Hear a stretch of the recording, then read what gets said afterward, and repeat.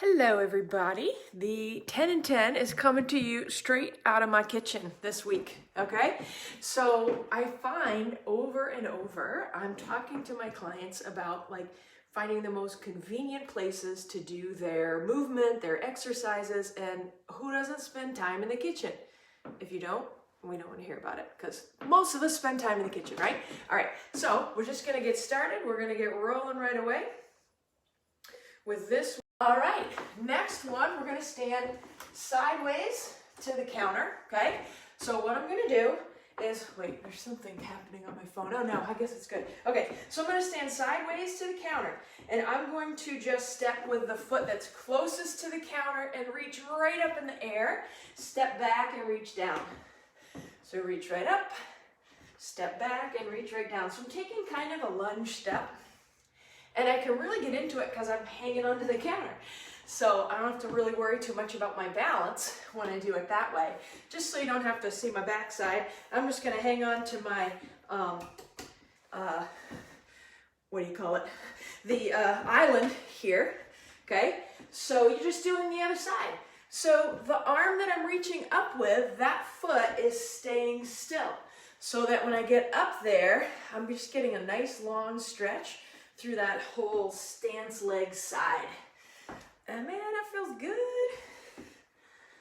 All right, there we go. Okay, next one, and I'm gonna show you my dirty dishes and all, because we've all got dirty dishes. But this is another one that I like to have people do, is I'm gonna have my left foot lunged forward, and I'm gonna reach down to that level of the lower rack on the dishwasher, okay? I hear so many people, who tell me that their back went out just like from doing something silly, like reaching down into the dishwasher. So this is a way to get your hips and your butt ready to take that load, and it's not just a twist coming out of the back, okay? So now, you don't have to open the dishwasher to do this, but I'm just giving an example that this is about the height that I want you to reach for. So now we're gonna do a minute on the other side. You're gonna put your right foot forward. You're gonna, oh, that feels good. Reach right down. So my right foot's forward. I'm reaching way into that dishwasher with my left hand. Oh my goodness, that feels good. Okay? So really, there's just no excuse not to have a place to do your 10 minutes of movement a day, right? I mean, the kitchen. Actually had one of my clients, keep reaching by the way, one of my clients this week tell me that he bought some medicine balls, because he likes using those when we're at BeFIT, and he put them in his bathroom. He's like, because I go to the bathroom every day, and if I see them, then I just pick them up and I do a couple of things that we do here. Brilliant. You gotta make it easy. You gotta clear the pathway, right? So that you'll actually do it, okay? So the next one we're gonna do has a little bit more of a balance component to it. So I'm gonna stand right here. I'm gonna pick my outside knee up like this. Then I'm gonna kick it back. You don't have to do that little jump, but I'm gonna slide along the counter as I kick it back. So bring that outside leg up. Nice high knee here, kick it back, slide right along the countertop. This is another one that I use a lot with my clients who have knee or back or shoulder pain. Notice the theme here. So this really gets the motion and the strength coming in the hips. It's all about the hips. I know I sound like a broken record sometimes, but it is all about the hips, people. Okay, we got about one more of these to do on this side. All right, I'm gonna turn around. So, I'm sorry, you have to see my butt. We're gonna kick up with that outside leg and kick that back like that. Okay, nice high knee here, kick that right back. And it's really nice to have the countertop to do this, because you can really extend out there a lot further than you could if you didn't have the countertop. So we're gonna do a few more of those. Nice. Sorry about the view. I'm sure I'll love watching this later. Oh man, let's do 2 more. Beautiful. 1 more. Excellent. Okay, next one we're gonna do is a little bit more side to side going on, okay? So I'm gonna face my countertop here. I'm gonna go way out into a nice sideways lunge, and I'm gonna come and cross over and reach up. So sideways lunge, I might even reach down a little bit here, cross over and reach right up. So as you can see, you really don't need that much space to do these things, okay? Nice side step with a reach down and a crossover and a reach up.